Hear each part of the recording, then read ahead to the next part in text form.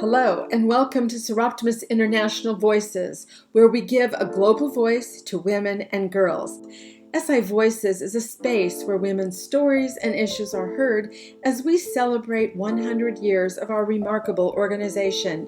We will reveal and rediscover the history of our global movement while educating and informing on many of the key challenges affecting women and girls today. Hello, I'm Kaaf, a Soroptimist from Bonn in Germany. I'm happy to talk to two young ladies, Sophie and Eveline from Amsterdam in the Netherlands. Sophie and Eveline, welcome. Hi, Kathy. How are you? Thank you for having us. Hi, Kathy. Hi. Thank you for having us here. Both ladies are members of the new Young Soroptimist Club Amsterdam, which consists of a group of young women between the ages of 18 and 35. They started off in May 2019 with a group of 5 ambitious young women who joined together. The club was officially chartered earlier this year during a virtual ceremony with Soroptimists International of Europe President Anna Celaczynska and Soroptimists International President Sharon Fisher, as well as many club members from all around the world who joined for this wonderful occasion and ceremony. Both ladies have a very special background because their mothers have been Soroptimists. So they are both very used to helping their mothers with work for their club or for projects. For the first own project of their club, they had a great idea. They wanted to address a taboo topic, which is menstruation. And they wanted to help girls and women in Amsterdam who do not have the money to buy adequate items for their menstruation, like tampons, sanitary towels, or cups. They investigated and found out that there were some 800 women in Amsterdam who needed free menstrual products.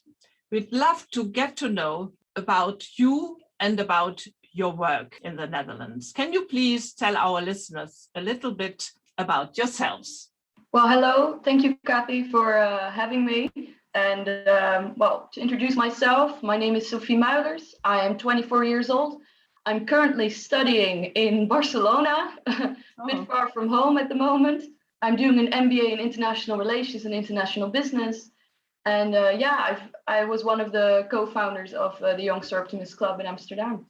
I'm Eveline. I'm 30 years old. I do live here in Amsterdam currently. After working as a lawyer here in Amsterdam, I started my own legal business 3 years ago. I've never regretted it for a day, so I'm very happy in my work. And I joined the Soroptimists, I think 1.5 years ago. Now, out of all the issues that women and girls face, could you tell us why you chose to focus your first club project on addressing menstrual poverty? Well, it kind of came naturally, to be fair. During our meetings, we ask speakers to come to introduce us to a certain subject or to learn from them, like a workshop.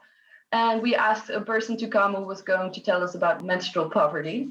And we didn't really know what it was. I didn't know it was an issue here in the Netherlands, to be fair. And due to that, it's sort of the ball started rolling and we decided to fix on that subject for our project, to do something that was kind of a taboo. We're young people, so we love breaking taboos. So we started and we had organizations help us and we just started brainstorming about what can we do for them and how can we achieve, how many women can we help and how should we do that? Why a lot of people ask us, why are you giving them pads or tampons instead of menstrual cups? Because it's more sustainable, it's better for the environment. But as we learned by doing the project is that not many women use them due to religious reasons, due to other reasons, they don't, or not being able to wash it properly. And then to insert it, it's not that hygienic after all. So that's why we chose pads. But in the end, it isn't a sustainable option. But for now, there isn't another option. As this was your first project and you are building your membership, you decided to set a goal to help at least 100 women with menstrual products for 1 year. How did you go about achieving that goal? We decided to divide our project into awareness and action. So action through raising funds. We got a lot of help from other Soroptimist clubs in the Netherlands, but also outside of the Netherlands, who saw our charter and decided we want to help them with their project, which we were very grateful for, because that really helped our motivation, but also the goal which we wanted to achieve. So like I said, 2 ways of doing the project. The action part, raising money, we decided, besides the funds that we got from other Soroptimist clubs, we also did a postal action saying you could buy brownies from us, which we would send via the post. So you could surprise your mother, your friend, or someone that's dear to you with brownies. In addition, we had our awareness part. We did webinar on menstrual poverty, where we had speakers who were going to talk about menstrual poverty. One person who works for the AfriPads Foundation, and she told us about how in Africa they make washable pads for women to use. So we had an outside of the Netherlands view about how they are tackling menstrual poverty in Africa. And we had an inside view. We had a film director coming, and she made a short film about menstrual poverty, about a girl who experiences menstrual poverty in the Netherlands, in Amsterdam, as a matter of fact. And they spoke and showed us the film as a premiere. Yeah, and through that we wanted awareness and action, and we brought that together for our entire project, just to know this is a problem and we want to take action on this, because every woman should be able to go through her menstrual cycle in a normal way, which is normal for most of us, but not apparently for every one of us. We raised around 7,300 euros, which sum up to 13 pallets and around 10,000 pads. So I think we help more than 100 women, which we are very thankful for. In the end, we divided the products to 3 organizations. The first one is at Wereldhuis. They also have food packages or hygiene packages. And next to that, we worked with at Armoedefonds. And they also, it's kind of the same organization, only at Wereldhuis has a lot of undocumented people they provide with the products. And we also brought our donations to the Neighborhood Feminists. And it's also a very local organization based in the north of Amsterdam. Then we got to the point to actually buy the products. And then we saw that the results for a year of hard work was actually really amazing, because then 13 pallets of menstrual pads came in by 2 very large trucks. So that was amazing to see. It was a Friday a few weeks ago. We went to the 3 organizations in Amsterdam, and it was very good to see. We gave every organization 3 or 4 pallets, and at I think it was the Armoedefonds, one of their organizations there in Amsterdam North, they already started to give them away, because there was a line of people there who came to pick up their food packs. And then you really literally saw the results of your products. So that was really amazing. Great, because you really had it, the national character and the international character in one project, and you also involved Soroptimists from Germany and around from Belgium. That is really great. But what was the most important thing you yourself have learned during your commitment for women and menstruation poverty? For me, the most important thing was to find out the extreme taboo.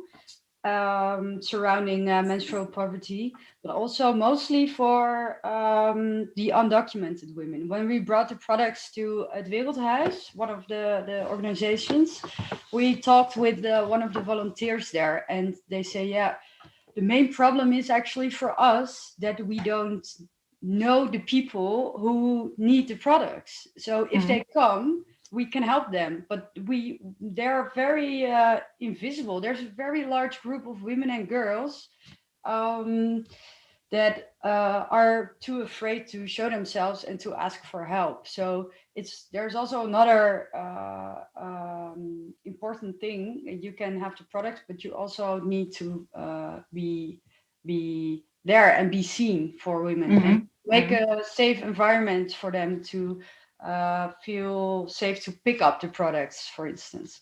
So that was a very important thing for me. The amount of people that aren't visible for us, even for organizations, but they do really need the help. What I wanted to add for me was the awareness part. I didn't know that menstrual poverty was a problem in the Netherlands as well, because you always look so outward. And I think that's why I like doing this project as well. We started looking inward.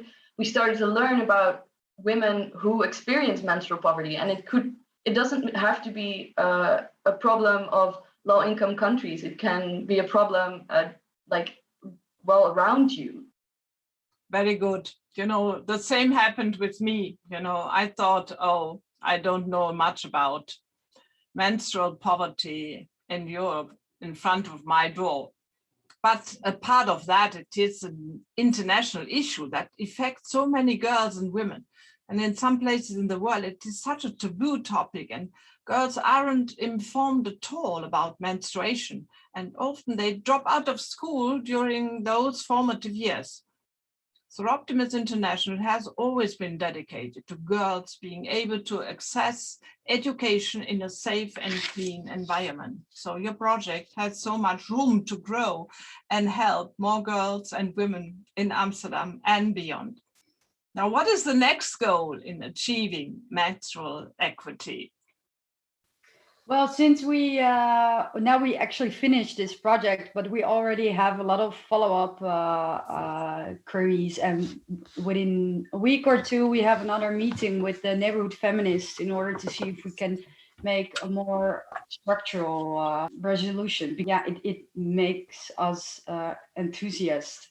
You see, and that's actually really a good thing. If you start looking things up about this subject, even in the Netherlands, you see that even in the parliament, there has been a lot of discussion about making tampons tax-free. Also, I think in Sweden or Denmark, it is already a thing. And in England, you have a lot of attention to that as well. So I think it would be amazing if with our Young Soroptimist Club, we could raise even more awareness, of course, surrounding this subject. And we're already thinking about more structural ways to improve the health surrounding menstruations. Thank you very much, dear Eveline and Sophie. Thank you for informing our listeners on this important theme, which is so crucial for women around the world. Well, thank you, Kathy, for having us. Yes, thank you, Kathy. It was a great pleasure. And thank you for making us aware that there are problems just in front of our own doors and that we can do great work, which you have done in such a short time for women in need. Thank you, dear listeners, for your interest in Soroptimists International's commitment. Please join us for our next podcast. You've been listening to SI Voices, a podcast hosted by Soroptimist International. Follow us on social media for our latest news and updates at Soroptimist Global on Facebook and Instagram, and at Soroptitweet on Twitter. You can also check out our website, soroptimistinternational.org. Please join us next time on SI Voices.